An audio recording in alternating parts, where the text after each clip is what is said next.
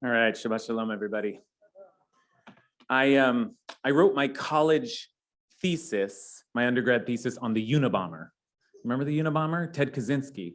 It was Unabomber because that was like an acronym for universities and airports. He sent bombs to universities and airports, 16 bombings over a period of 17 years, and he injured 23 people and killed 3 people. And provided the FBI with one of the longest and most challenging cases in its history. He was caught in 1996 in a ramshackle shack in Lincoln, Montana, and he was caught because he demanded the publication of his manifesto in the New York Times and the Washington Post. And Janet Reno at the time said, "Do it, put the manifesto in the paper. Maybe somebody will recognize the writing," and that someone turned out to be his brother who recognized the style of his writing. And he is an old man and in jail today. What was this manifesto? What was he so desperate to get the world to read? It was called Industrial Society and Its Future. And he basically argued that the violence that he was carrying out was necessary in order to wake people up, to attract people's attention to the erosion of human freedom and dignity by modern technologies.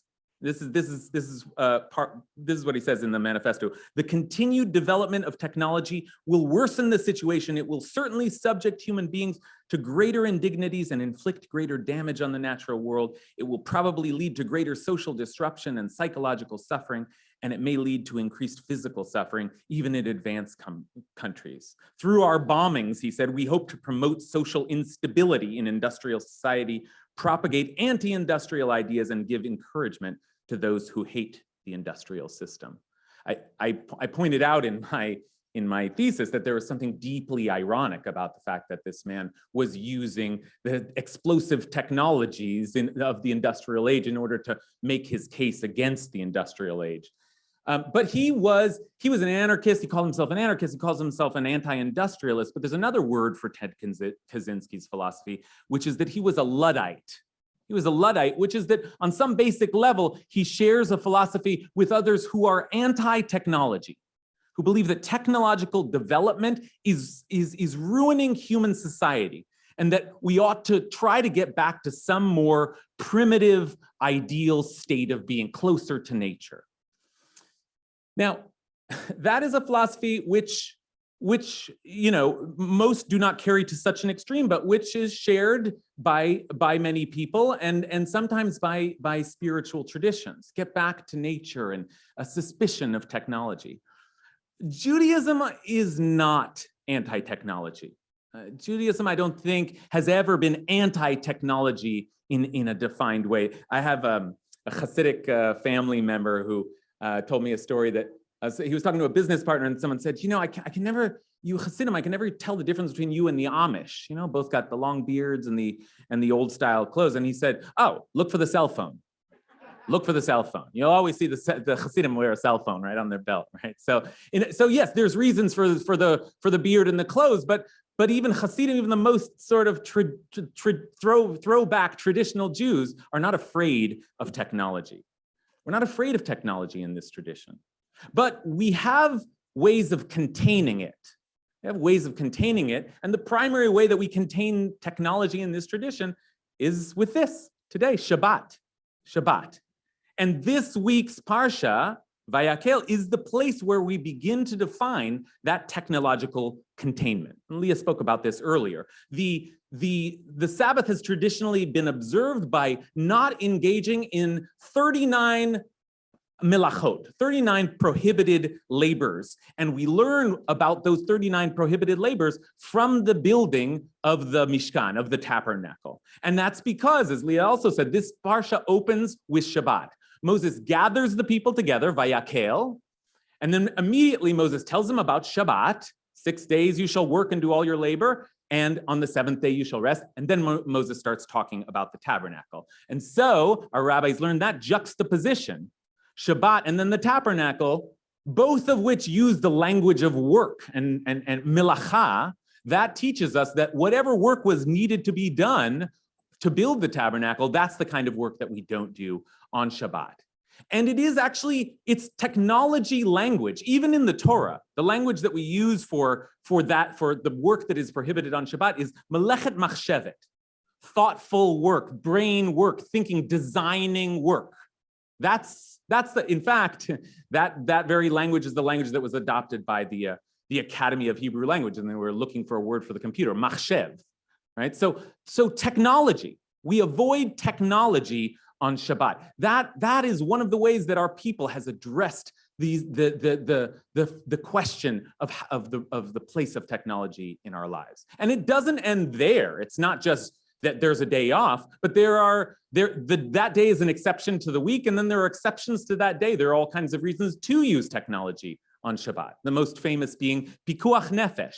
To save a life, pikuach nefesh doche et Shabbat. You can always break Shabbat in order to save life. This is not the first time I've spoken about this at Ikar. I spoke about this connection that Parshat Vayakhel makes between the tabernacle and Shabbat. I spoke about it on March 2nd, 2019, 3 years ago, right? And then later that month, the pandemic took over our lives. And technology took over our lives in a new way. And we think of ourselves as living in a deeply technologically defined age. But these last 3 years have brought a new kind of relationship to technology. Right? Soon enough, our lives were all on screens, meetings and classes, and who's been to a birthday party online? I have now, right? A lot of us have. We gathered together online, and I started doing things online I never would have imagined, birthday parties, but also teaching Torah. I teach a lot of classes online now. I used to be asked, oh, would you give a class online? What do you think about online learning? And I would just turn my nose up at it. Nah, that's not real learning. I don't want to do that. Now it became a lifeline for me during the pandemic. And now I don't ever want to stop. I always want to be teaching classes online. So the pandemic has changed us. It's changed our relationship to technology. And where are we in this pandemic? Is it coming to an end, or are we just waiting for a new wave? Is it just an endemic now? Is this our reality? I don't know, but wherever we are, it is a good time to start asking the question, what do we do when all this ends? What do we do with these technologies that we've relied so heavily on when all this ends? What has changed for the good? And what do we want to make sure doesn't change for the good? Because we've learned a lot about how to use technology, but we've also learned a lot about what it's like to be alone, to be isolated, and how desperately we need to be with one another, to be in each other's presence. And that is a part of what Shabbat is all about. We learn that from the language of the Parsha as well. Vayakel, the first thing Moses does is gather the people together. And the Baal HaTurim makes that connection. Oh, Moses gathered the people together. He says, this is a hint. It's a hint that he gathered them together because you gather people together on Shabbat so that they can hear the drasha, the Baal HaTurim says. He was a rabbi like me, so he was thinking that this moment is the reason that you all gathered together. But this isn't the reason that you all gathered together. You gathered together because it's good to be together, and we have a day that we try to detach from the technological world so we can just be in each other's presence. Gathering is fundamental to our people. We sometimes refer to ourselves as a kahal or a kehila. Translate that as a congregation, but it's a gathering. The kahal Yisrael, the gathering of Israel. That language is at the head of this week's parsha, and it comes up again and again in our tradition. In fact, maybe the most famous usage of that language, gathering, is for the great ceremony of Hakel. Same, Vayakel Hakel. And that was a ceremony of gathering once every 7 years. All the people of Israel would gather and they would read the entire Torah. All of it, and the Torah is very specific. Hakel et ha'am, hanashim ba'nashim ba'taf, everybody, the men and the women and the children, everybody should be gathered together to hear the Torah. To hear the Torah, to really experience the Torah, you had to be there. You had to be there in person. To get Torah, you have to be there in person. I used to think that too. And now I don't know. Now I hope that the Torah that comes out of my classes online also feels like a sacred gathering, like a hakel. And you know, my mom has started coming to my classes. My mom is deaf. I was never able to come to my classes before. Couldn't find an interpreter who could do simultaneous translating of Hebrew and Torah. And now my mom comes to my classes because Zoom has a feature where it automatically captions the lesson. And I'm learning Torah with my mother. That's one of the things that's happened for me over these last 3 years due to technology. So thank God for technology. Thank God for technology. But how do we use it? And when do we use it? And how do we contain it? How do we make sure that it connects us and doesn't disconnect us? That is, it expands us and doesn't limit us.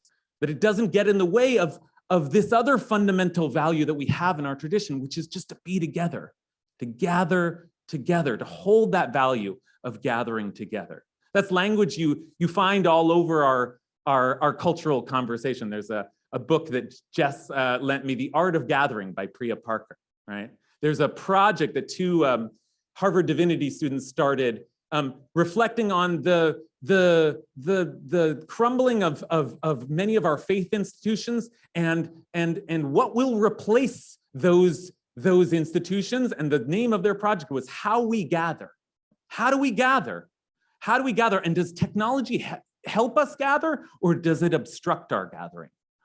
How do we use technology? When do we use technology? We ought to ask these questions, and this is a good time to ask these questions. As we try to move forward, let's not just stumble back into our lives. Let's not just shuffle back into our normal lives. Let's try to bring some of the wisdom that we have gained over these last 3 years into this new chapter of our lives. Right? Let's try to make sure that we return back to the things that were precious to us before all of this and carry with us the new precious things that we've learned. We have to ask these questions. We have to be a technologically reflective people. And we always have been. We always have been. I don't know the answers to these questions, but I know that my people has been asking questions about how we relate to technology for millennia. What is our relationship to technology? That's not a modern question. That's an ancient question. That's a Jewish question. That's a Shabbat question. So let's open up the Torah and begin to have the conversation and see how the Torah addresses this question. Let's open up the Talmud and see how they address these questions. And then let's look around at this world we live in, this new world that we live in, and try to figure out how to answer these questions all over again for this moment in our journey through history. Shabbat Shalom.